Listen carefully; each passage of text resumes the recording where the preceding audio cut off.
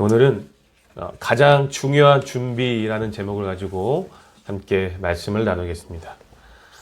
오늘 우리가 함께 나눈 말씀은 예수님께서 제자들에게 마지막 날을 준비하는 자의 태도는 어떠해야 하는가를 교훈하시는 장면이에요. 오늘의 본문을 이해하기 위해서는 기본적으로 우리의 본문의 기준이 되어지는 누가복음 21장의 내용을 숙지하고 계셔야 될 것 같아요. 누가복음 21장은 예수님께서 예루살렘과 그리고 성전 파괴를 예언하시는 내용으로 이루어져 있습니다. 예루살렘의 파괴와 성전 파괴를 예언하시는 내용이 누가복음 21장의 내용이에요. 자, 오늘 읽지는 않았지만 누가복음 21장 5절과 6절을 성경을 한번 읽어볼까요? 누가복음 5절, 6절, 21장 5절, 6절 읽어보겠습니다. 시작! 어떤 사람들이 성전을 가리켜 그 아름다운 돌과 헌물로 꾸민 것을 말하며 예수께서 이르시되 너희 보는 이것들이 날이 이르면 돌 하나도 돌 위에 남지 않고 다 무너뜨려지리라. 아멘. 자, 예수님 당시 성전은 헤롯이 유대인들의 마음을 얻기 위해서 정치적인 이유로 성전을 확장해서 다시 재건된 상태였습니다.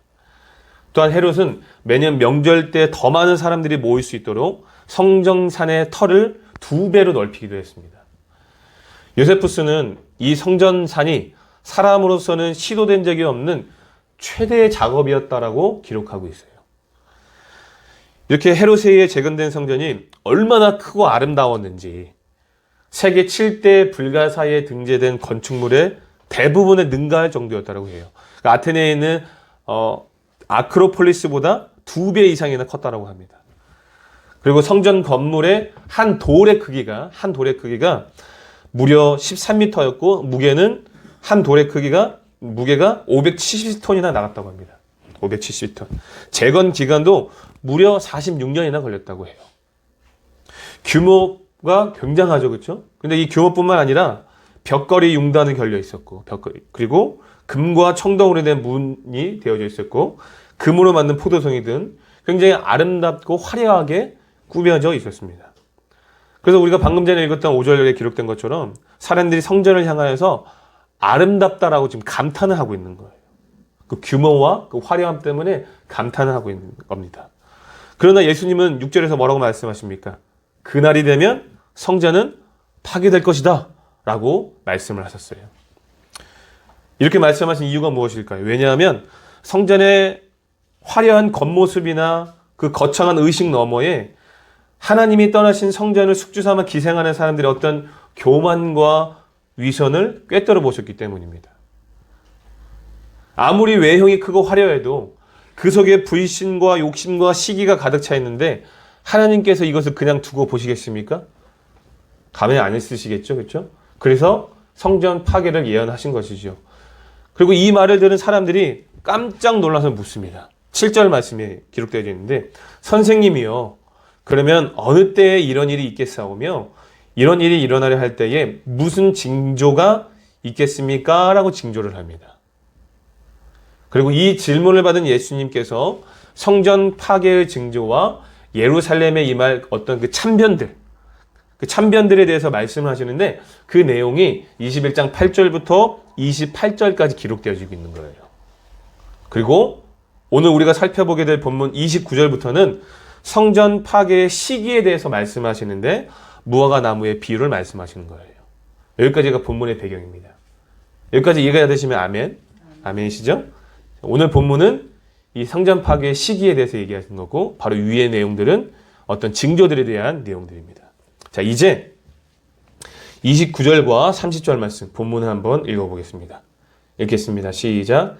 이에 비유로 이르시되 무화과 나무와 모든 나무를 보라. 싹이 나면 너희가 보고 여림이 가까운 줄을 자연히 아나니 이와 같이 너희가 이런 일이 일어난 것을 보거든 하나님의 나라가 가까이 온 줄을 알라. 아멘. 이 팔레스타인에서는 너무나 흔히 볼 수 있는 이 무화과 나무는 보통 다른 모든 나무들과 마찬가지로 늦은 봄이 되어서야 잎사귀를 낸다라고 합니다. 그래서 이 팔레스타인 내에 사는 사람이라면 누구든지 무화과 나무 잎사귀가 나타난 것을 보고 이제 곧 여름이 오고 있구나 라는 것을 자연스럽게 알게 된다는 거예요.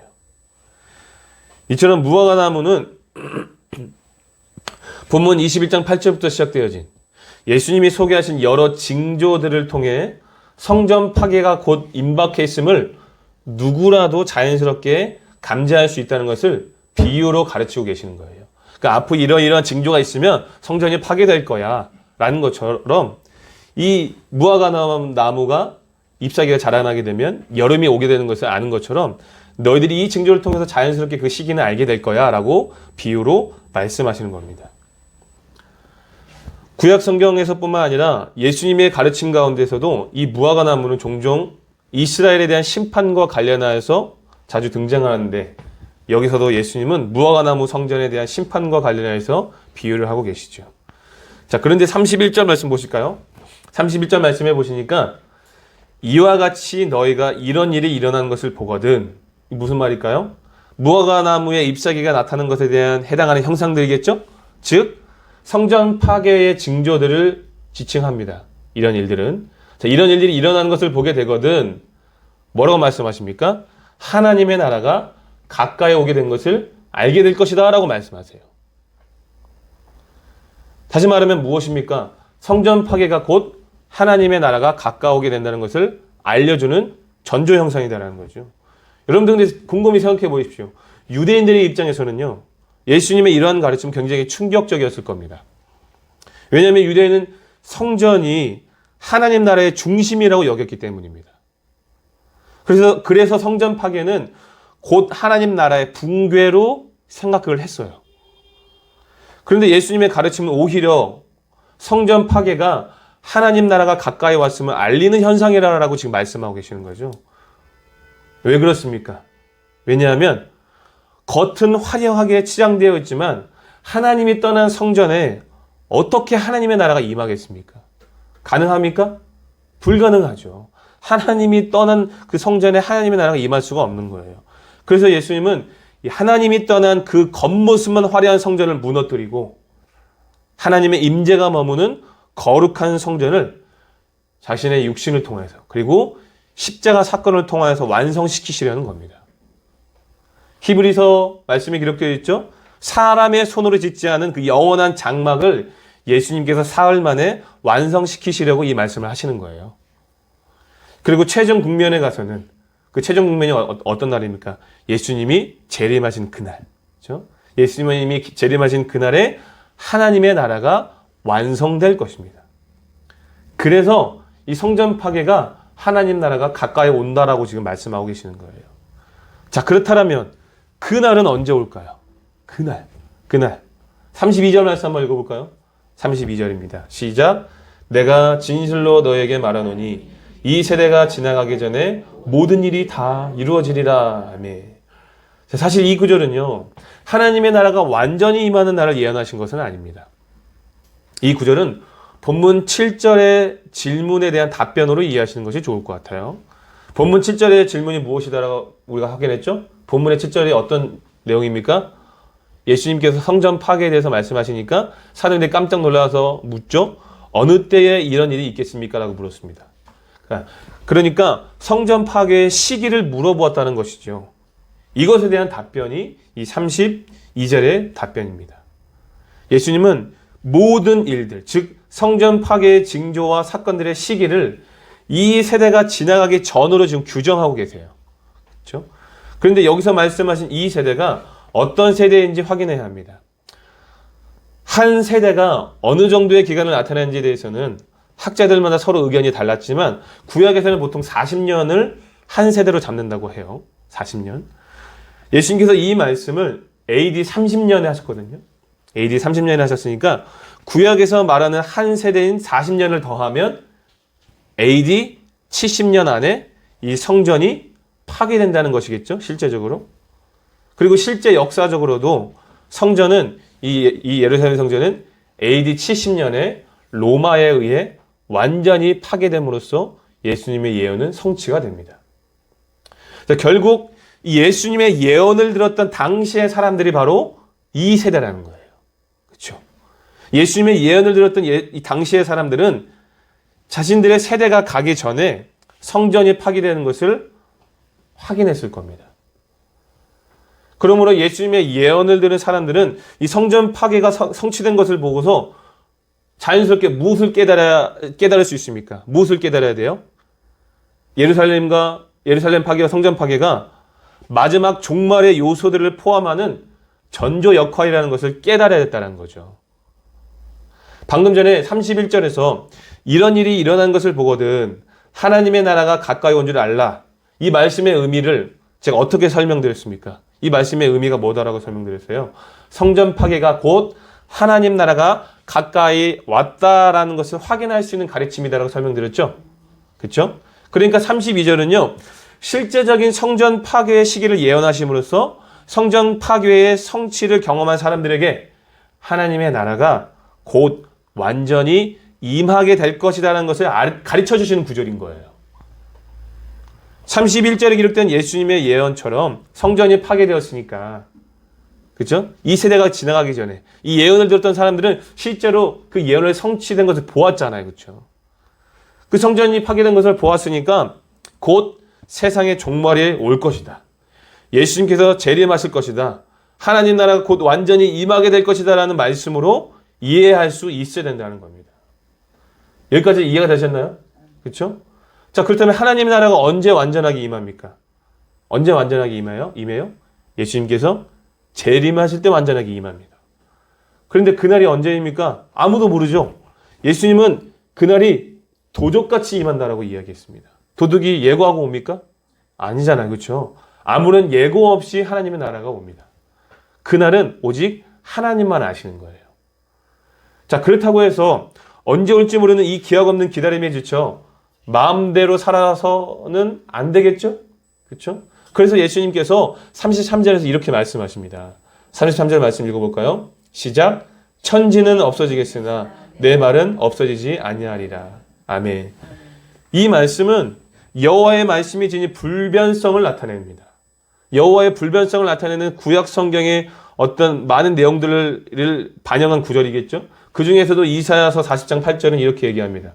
풀은 마르고 꽃은 시드나 우리 하나님의 말씀은 영원히 서리라니. 아멘.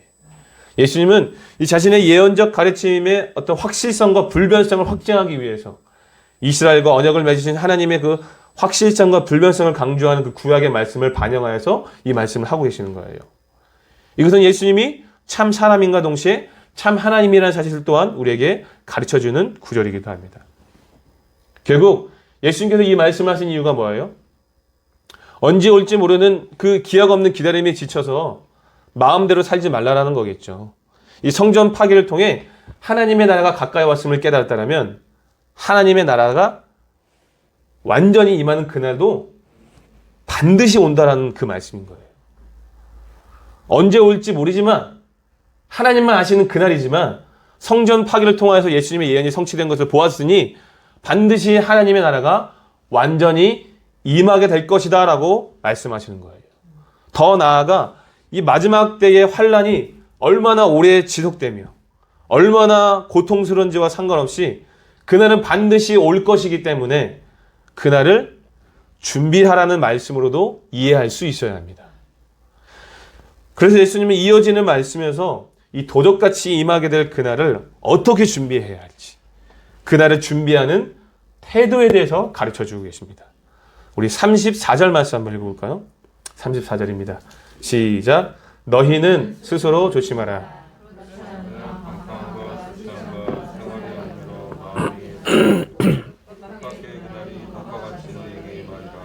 아멘. 예수님께서 그날을 어떻게 준비하라고 말씀하십니까? 스스로 조심해라 라고 경고하시면서 말씀하십니다. 여러분, 스스로 조심하라는 것은 어떤 의미로 받아들이면 좋을까요? 그날을 적극적인 자세로 준비해라 라는 거겠죠? 자발적으로 그날을 준비해라 라는 거예요. 여러분, 사도 바울의 말을 빌리면 육신을 쳐서 복종하는 자세가 필요할 것입니다.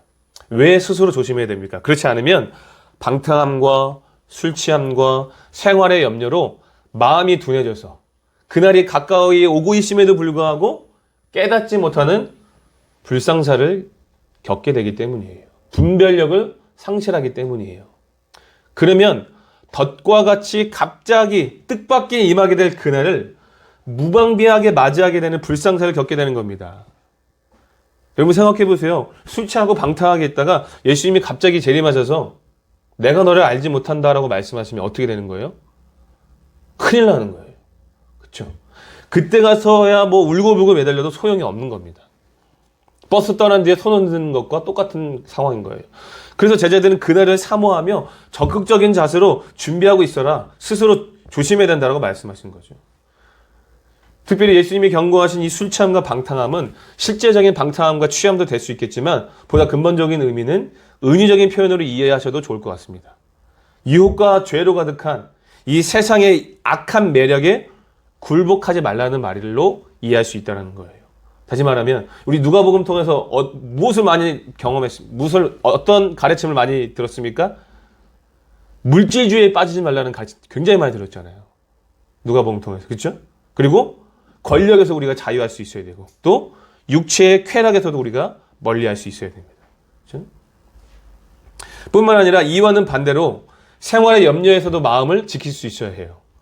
지나치게 넉넉한 사람들은 세상의 쾌락에 빠지지만 그와는 반대로 가난한 사람들은 어떻게 합니까? 오히려 세상의 염려 때문에 마음을 빼앗겨서 그날이 다가오고 있음을 분별하지 못하는 안타까운 상황을 맞이할 수도 있습니다.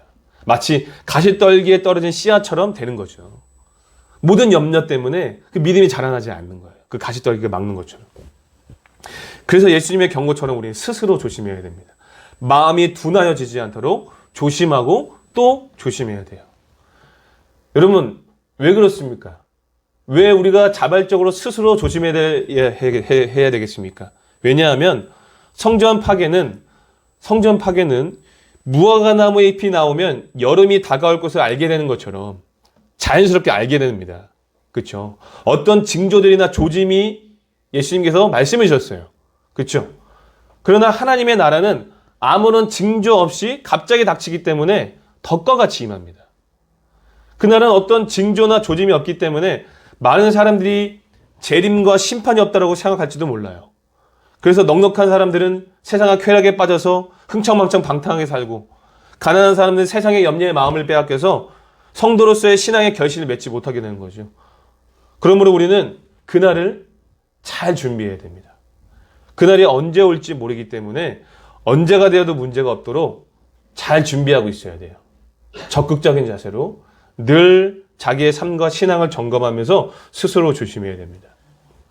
또한 그날은 아무도 피할 수 없는 것이기 때문에 더 조심해야 되겠죠. 아무도 피할 수가 없어요. 35절 말씀 한번 보실까요? 35절 시작. 이날은 곧 지구상에 거하는 모든 사람에게 이 말이라. 아멘. 어느 누구도 이날을 피할 수가 없다는 거죠. 스스로 조심하며 적극적인 자세로 준비한 사람에게는 그날이 기쁨의 날이겠지만 그렇지 않은 자에게는 심판의 날이 될 것입니다. 히브리서 9장 27절은 이렇게 이야기하죠. 한 번 죽는 것은 정해져 있고 그 후에는 심판이 있다라고 말씀하고 있습니다. 그 날은 정해져 있고 아무도 피할 수가 없다는 거예요. 예수님의 가르침처럼 온 지구상에 거하는 모든 사람에게 임하게 됩니다. 반드시 하나님의 나라는 임합니다. 예수님은 반드시 심판주로 재림하십니다. 그러므로 우리는 스스로 조심하며 적극적인 자세로 그 날을 준비해야 합니다. 그렇다면 우리가 스스로 조심하기 위해서 방탕과 술취함에 빠지지 않기 위해서 생활의 염려 때문에 마음이 둔해지지 않기 위해서 우리가 무엇을 어떻게 준비하면 좋을까요? 우리 36절 말씀 한번 읽어볼까요? 36절입니다. 36절 시작. 이러므로 너희는 장차 올 이 모든 일을 능히 피하고 인자 앞에 서도록 항상 기도하며 깨어있으라 하시니라. 아멘. 장차 올 모든 일을 능히 피하기 위해서 어떻게 하라고 가르쳐 주십니까? 항상 기도하며 깨어있어라 라고 말씀하시죠. 여기서 장차 올 모든 일은 그날이 가까이 오고 있는 징조, 즉 환난과 핍박을 의미하겠죠. 그런데 이 모든 일을 피한다는 것은 환난과 핍박을 피할 수 있다는 방법으로 이야기한다라기보다는 견딜 수 있는 힘과 믿음을 주신다는 것으로 이해하는 것이 바람직합니다. 환난과 핍박은 그날이 곧 임박해 오다는 어떤 사인이기 때문에 피할 수 있는 것이 아니죠. 그렇죠? 이런 징조가 없으면 그날이 임박해 오고 있다는 것을 어떻게 알겠습니까? 모르겠죠. 성도들의 입장에서는 그 징조를 통해 곧 임박할 하나님 나라를 준비할 수 있는 소망이 되는 거잖아요. 그렇죠? 그래서 피하는 것이 아니라 오히려 그 징조를, 그 환난을 마땅히 받아들여야 합니다. 여러분, 사도 바울도 뭐라고 얘기했습니까? 그날이 가까이 옴을 못으로 환난 당하는 것을 이상하게 여기지 말라라고 했어요. 이처럼 그날이 다 가까이 오는 징조, 환난과 핍박은 피할 수 있는 것이 아니라는 겁니다. 그러므로 피할 수 있는 방법으로 기도를 가르치신 것이 아니라 견딜 수 있는 힘과 믿음을 주신다는 것으로 이해하는 것이 바람직합니다. 여러분, 빌립보서 4장 6절과 7절 말씀을 보시면 이렇게 기록되어 있죠. 아무것도 염려하지 말고 오직 모든 일에 기도와 간구로 너희 구할 것을 감사함으로 하나님께 아뢰라.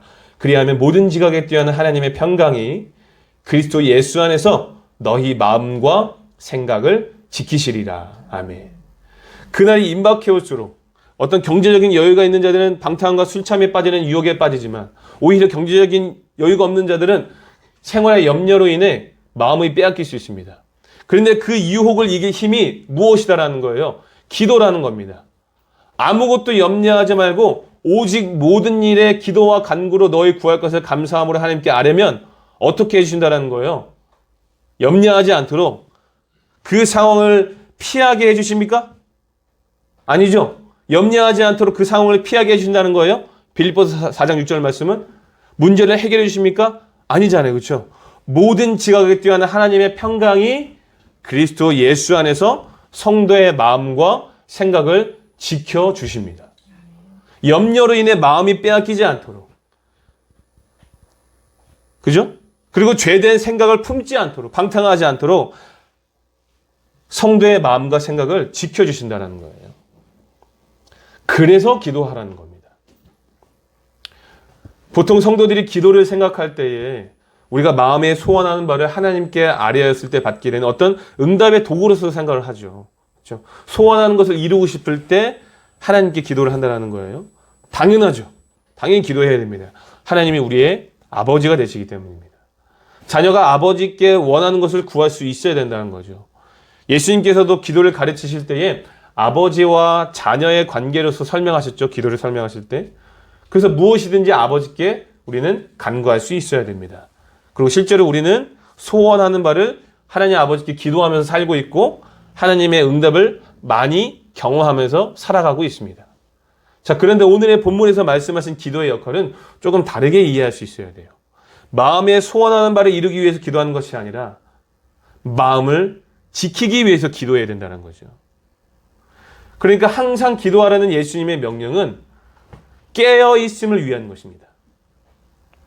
기도하는 것과 깨어있는 것을 분리할 수 없는 거죠. 본문 말씀에도 기록되어 있잖아요. 항상 기도하며 깨어있으라. 그죠? 항상 기도하면서 깨어있으라는 겁니다. 어떻게 깨어있어야 하느냐를 가르치고 계신 거죠. 그래서 깨어있다라는 것은 특별히 이 기도로 가능하게 되는 영적 각성을 의미합니다. 그리고 그런 기도는 성도로 하여금 이 모든 일을 능히 피하고 낙심하는 것이 아니라 믿음을 지킬 수 있게 하는 거죠. 찬양 중에도 이런 찬양이 있죠. 괴로울 때 주님의 얼굴 보라, 평화의 주님 바라보아라, 세상에서 시달린 친구들아 위로의 주님 바라보아라. 그죠? 눈을 들어 주를 보라. 네 모든 염려 주께 맡겨라. 슬플 때에 주님의 얼굴 보라. 평화의 주님 안식 주리라. 할렐루야. 이 모든 일을 피하고 마음을 지킬 수 있는 힘, 그것이 바로 뭐라는 거예요? 기도라는 겁니다. 기도. 기도하면서 주님께 맡기는 거죠. 그러므로 사랑하는 성도 여러분, 우리 기도하는 사람이 됩시다. 항상 기도하며 깨어있는 것은 자발적인 행위입니다. 그죠? 자발적이에요. 스스로 조심하라는 명령처럼 성도들이 예수님의 재림을 기다리면서 그날을 준비하기 위해서는 적극적인 자세가 필요하다는 거예요. 기도는 원할 때만 하거나 등 떠밀려서 누가 시켜서 하는 것이 아니라 마지막 시대를 살아가는 우리에게 가장 중요한 문제이기 때문에 해라라고 지금 가르쳐주고 계시는 거예요. 선택의 문제가 아니라 반드시 해야 하는 문제라는 겁니다.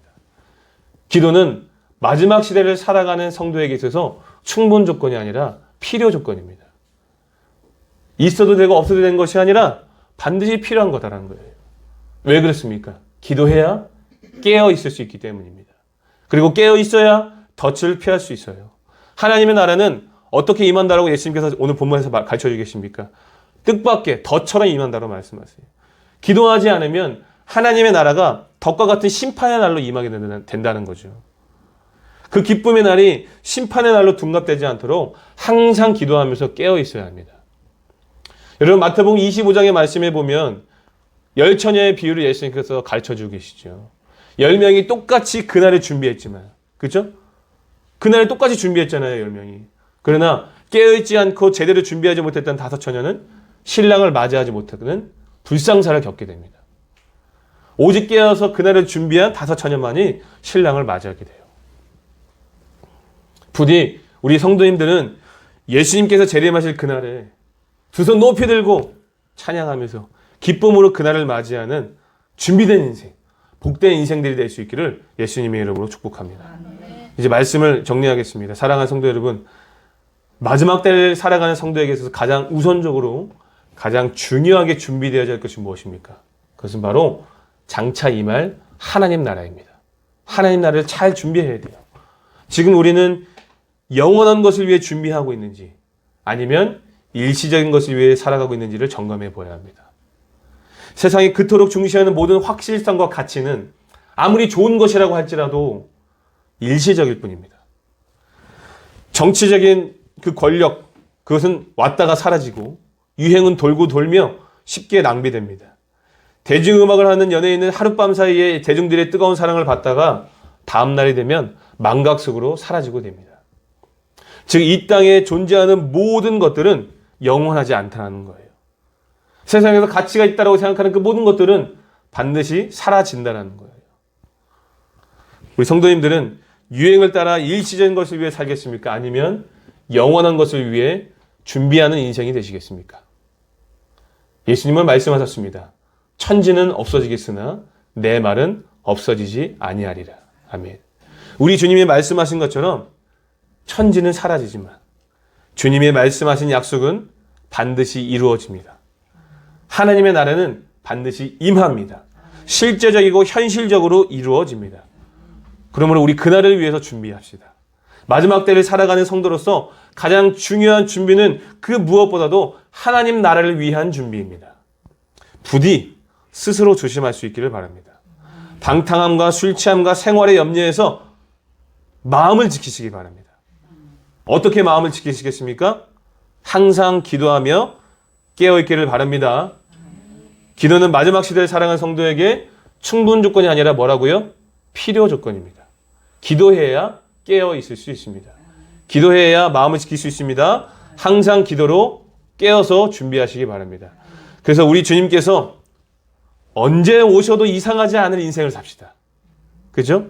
예수님 왜 갑자기 오셨어요? 이게 아니라 언제 오셔도 이상하지 않을 인생. 얼마나 복되고 아름다운 인생이 있습니까? 그렇죠? 우리 주님 곧 오십니다. 곧 임박할 하나님 나라를 잘 준비하셔서 우리 주님 오실 때에 기쁨으로 맞이하는 복되고 아름다운 인생들이 될 수 있기를 예수님의 이름으로 축복합니다. 아멘.